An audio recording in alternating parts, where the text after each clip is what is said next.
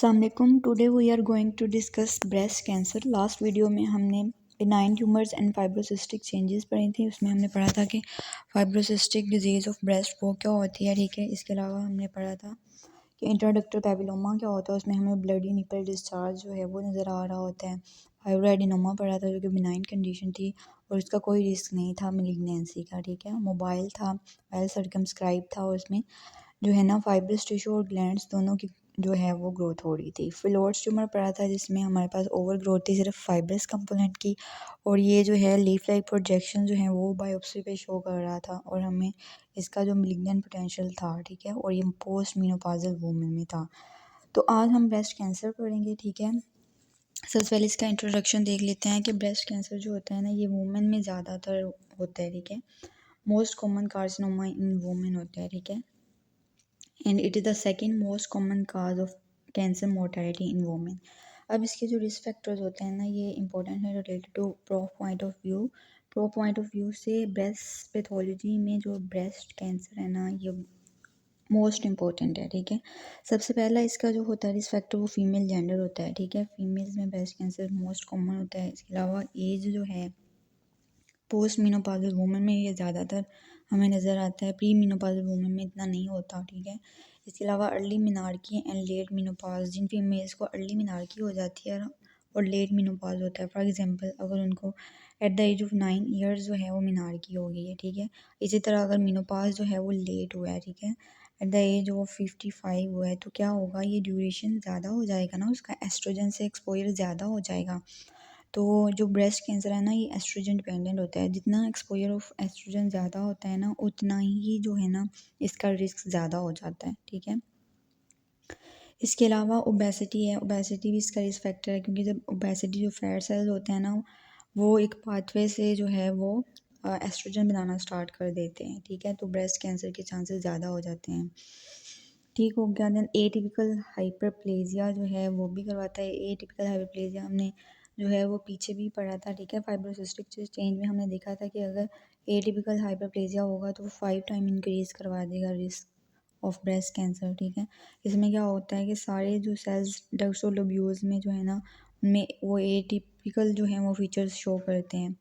Then first degree relatives, अगर mother sister daughter को जो है वो ब्रेस्ट कैंसर है तो चांसेस होते हैं कि ब्रेस्ट कैंसर जो है वो नेक्स्ट जनरेशन में भी होगा, ठीक है। ओके, जो नेक्स्ट हमने पढ़ना है वो है हमने पढ़ना है टाइप्स ऑफ ब्रेस्ट कैंसर। तो ब्रेस्ट कैंसर जो है ना वो डक्टल कार्सिनोमा भी हो सकता है, लोब्यूलर कार्सिनोमा भी हो सकता है, ठीक है।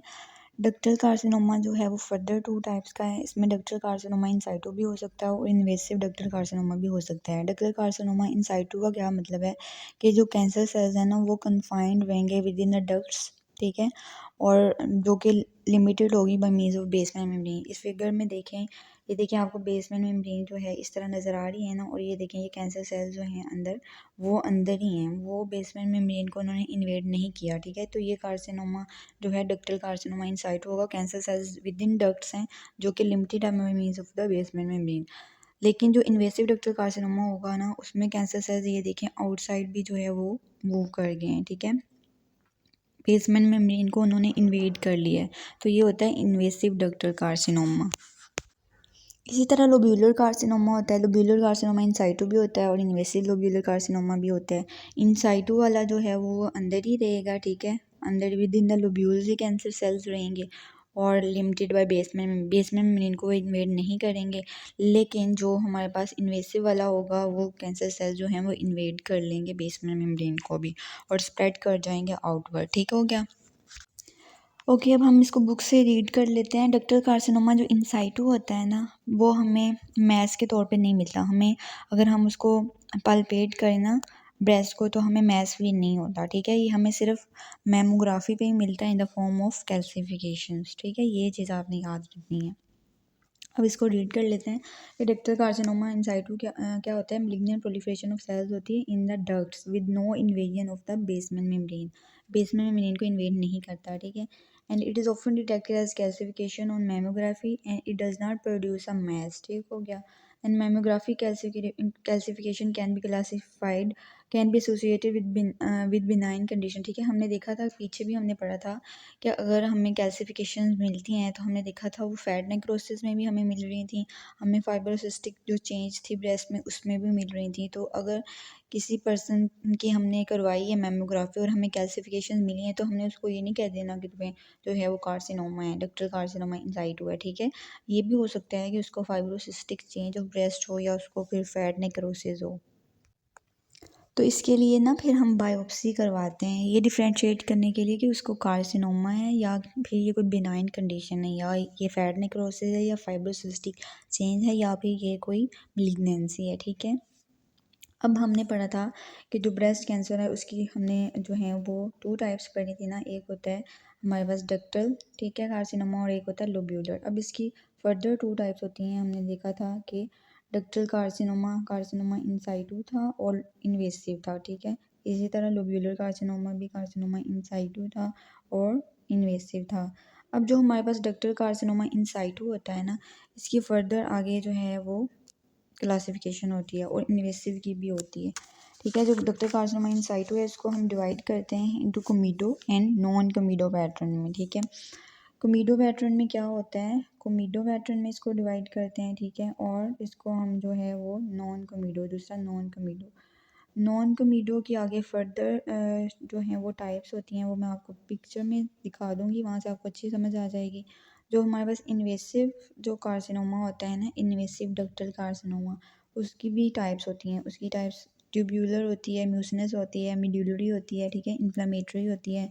ट्यूब्यूलर पैटर्न अगर वो शो करेगा तो वो ट्यूबुलर कार्सिनोमा उसको हम कहेंगे। अगर वो म्यूसिनस जो है पैटर्न शो कर रहा है तो म्यूसिनस कार्सिनोमा कहेंगे। अगर उसमें मिड्यूलरी फीचर्स नज़र आ रहे हैं तो मिड्यूलरी कहेंगे। अगर वो इन्फ्लेमेटरी टाइप है तो फिर हम उसको इन्फ्लेमेटरी कार्सिनोमा कहते हैं। ठीक है, जो हमारे पास लोब्यूलर कार्सिनोमा है उसकी भी 2 टाइप्स हैं, carcinoma in situ, invasive lobular carcinoma, लेकिन इसके आगे फर्दर कोई टाइप्स जो हैं वो नहीं दी हुई, तो इसको याद करने की ज़रूरत नहीं है। इसकी मैं पिक्चर दिखाती हूँ आपको। ओके जी, ये देखिए ब्रेस्ट कैंसर की हमें क्लासिफिकेशन दी हुई है।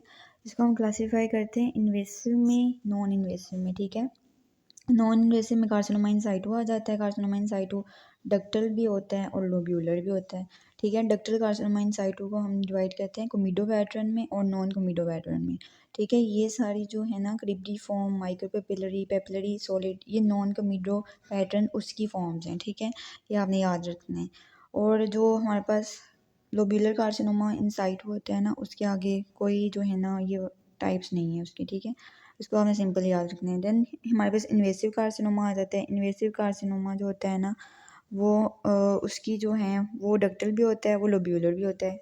ठीक है, और जो इन्वेसिव डक्टल कार्सिनोमा है ना उसकी फर्दर ये टाइप्स हैं, मेड्यूलरी होता है। ठीक है, ये म्यूसिनस भी हो सकता है, इसके अलावा पेपिलरी हो सकता है, ट्यूब्यूलर भी हो सकता है, इन्फ्लामेटरी भी हो सकता है। ठीक है, जो पैटर्न ये शो करेगा ये वो वाला उसका हम नाम रख देते हैं। अगर वो म्यूसिनस पैटर्न शो कर रहा है तो म्यूसिनस कह देते हैं, अगर वो पेपिलरी फोल्डिंग शो कर रहा है तो पेपिलरी कह देते हैं, ट्यूब्यूलर है तो ट्यूब्यूल्स फॉर्मेशन हो रही है तो ट्यूब्यूलर कह देते हैं। ठीक है, तो ये ब्रेस्ट कैंसर की क्लासिफिकेशन है।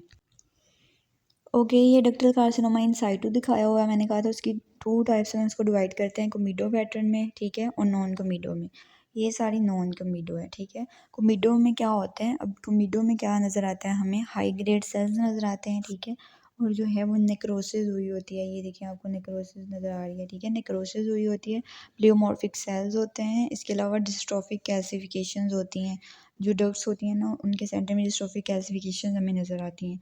लेकिन जो नॉन कोमिडो पैटर्न होता है उसकी ये सारी फॉर्म्स होती हैं, क्रिब्डिफॉर्म फॉर्म होती है उसकी, क्रिब्डिफॉर्म फॉर्म में हमें क्योंकि कर्टन लाइक स्पेसेस नज़र आती हैं, ये हमें नज़र आ रही हैं। ठीक है, और इसके अलावा माइक्रोपेपिलरी होती हैं, पेपिलरी होती हैं, सॉलिड होता है। माइक्रोपेपिलरी में क्या होता है कि हमें पेपिला नज़र आते हैं, ठीक है, लेकिन उनमें फाइब्रोवास्कुलर कोर्स नहीं होते। पेपिलरी में क्या नज़र आता है हमें, जो है ट्रू पेपिला नज़र आते हैं और उनमें फाइब्रोवास्कुलर कोर होता है।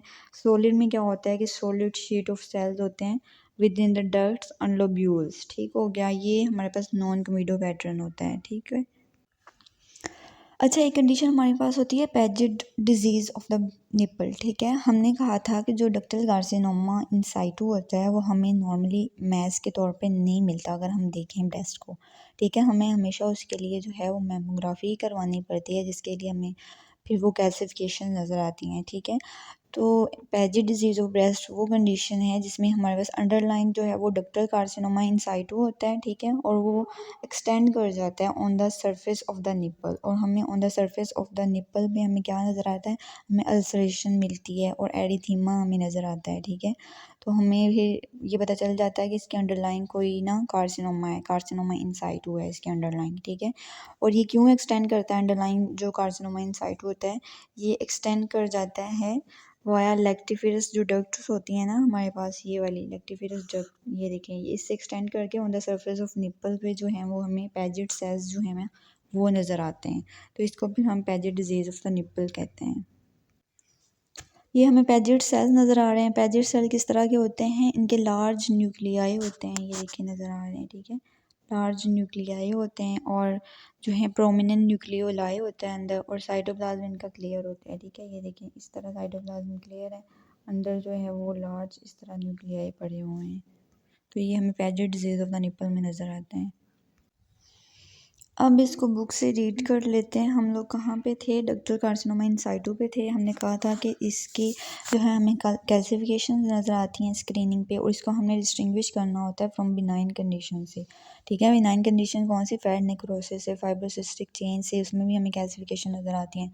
तो फिर इसके लिए हम बायोप्सी ऑफ कैल्सिफिकेशन करवाते हैं ताकि हमें पता चल सके, ठीक है, कि अंडरलाइन कंडीशन जो है वो कार्सिनोमा है या कोई बिनाइन कंडीशन है, ठीक है। अब इसकी हिस्टोलॉजिक सब टाइप्स की बात कर रहा है, कमीडो नॉन कमीडो वालों की, ठीक है। ये किसके डिपेंड करती है, आर्किटेक्चर पे, ठीक है। Comedo type is characterise by the high grade cell में नेक्रोसिस होती है उनकी, एंडोस्ट्रोफिक कैल्सिफिकेशन जो मैंने आपको दिखाया था, ठीक है। और इसकी नॉन कमीडो टाइप यहाँ पे नहीं दी हुई, वो रॉबिन्स में है, ठीक है। उसमें हमें क्या पैटर्न मिलते हैं, क्रिब्डिफॉर्म, पेपिलरी, माइक्रोपेपिलरी एंड सॉलिड, जैसे कि आपने पिक्चर में देखा था।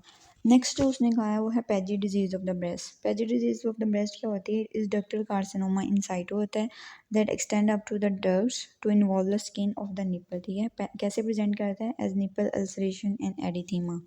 और जो पैजी डिजीज़ ऑफ द ब्रेस्ट होती है ना वो हमेशा एसोसिएट होती है अंडरलाइन कार्सिनोमा से, ठीक है। हमने क्या कहा था कि जो underline ductal carcinoma in situ है वो लेक्टिफेरस डक्ट से जो है वो on the surface of nipple आ जाता है और हमें पैजेड सेल मिलते हैं। ये देखिए ये पैजेड डिजीज़ ऑफ द निपल दिखाई हुई है, ब्रेस्ट कैसे देखिए निपल अल्सरेशन हुई हुई है और इसका एरिथीमा भी हुआ हुआ है ब्रेस्ट का, ठीक है। और ये जो है इसमें इसमें हमें पैजेड सेल दिखाए हुए हैं, देखिए उनका क्लियर साइटोप्लाज्म है, लार्ज न्यूक्लिया है, प्रोमिनेंट न्यूक्लियोलस है। ओके, इन्वेसिव डक्टल कार्सिनोमा हम नेक्स्ट वीडियो में देखते हैं।